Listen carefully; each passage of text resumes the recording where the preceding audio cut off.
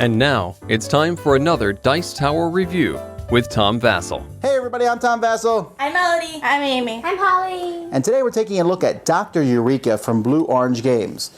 What's the best part of science class? Nothing. Okay. Chemistry. For me, it was always doing the experiments. Yeah.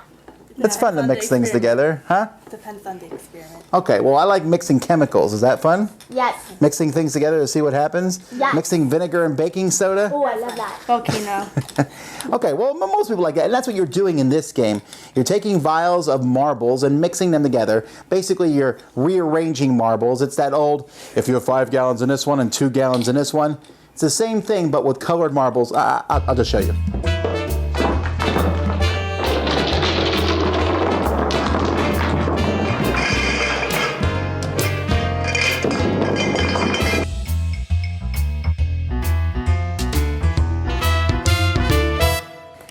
Now each player at the beginning of the game is going to get 3 of these vials. These are pretty strong plastic vials.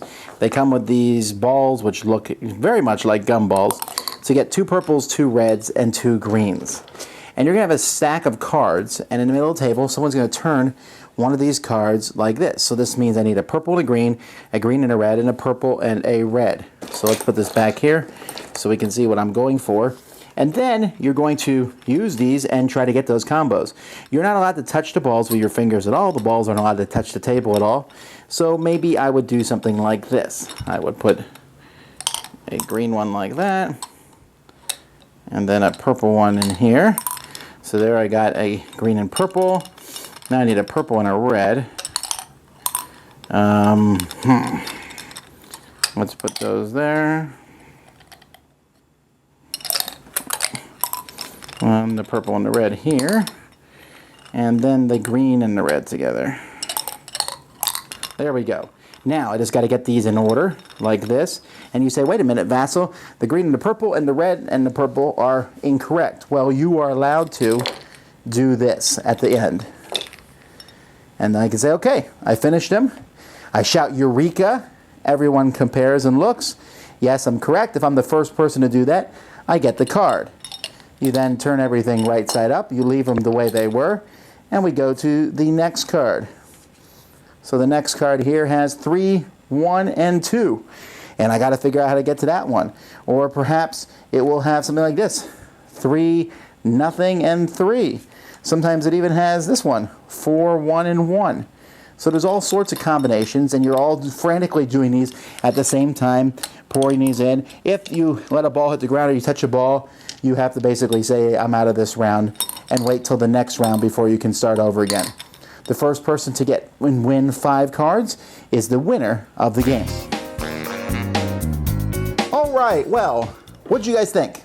I thought it was a lot of fun trying to put the marbles in the right order and not even being able to touch them, just pouring them in.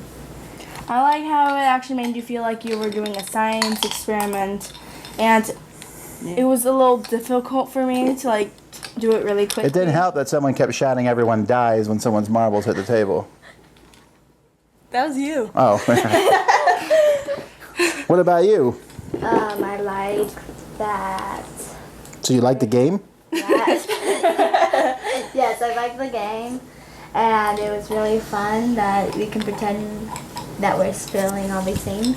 Especially when someone yells out that someone drops all the balls. I don't think the finger pointing is necessary. Dies. No, here's the deal though. The game is essentially a logic problem. How do I get this over to here? And everyone can do it through different ways, because you can flip them at the end. You could do brute force and drop a whole bunch in one and just do one at a time into the others. But there's a lot of different ways to pour them in there. It actually gives you this physical sensation of pouring the marbles back and forth. The components are really good quality. And since everyone starts from where they finished in the last one, some people might have different starting periods. What do you guys think of the components? I thought they were cute. And again, I think a lot of kid game stuff is kind of cute. You think it's a kid game? Well, no. It just looks like one.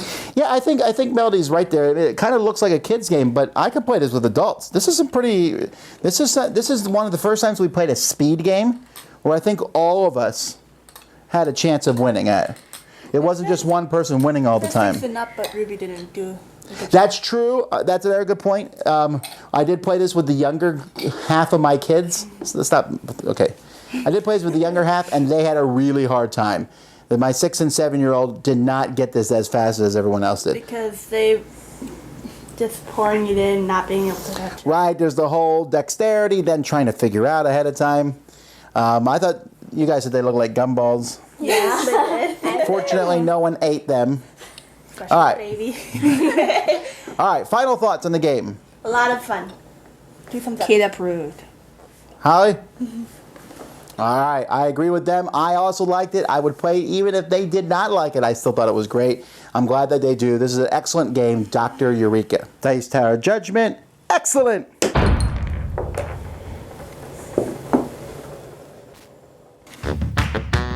Thanks so much for watching the Dice Tower videos. Find more great videos and reviews, as well as our top-rated audio podcast at Dicetower.com. You can also find other great shows at Dicetowernetwork.com. I'm Eric Summerer, and you've been watching The Dice Tower. The Dice Tower is sponsored by Cool Stuff Inc., where you can find great games for great prices. Cool stuff in stock. Check them out at CoolStuffInc.com. Shut the door.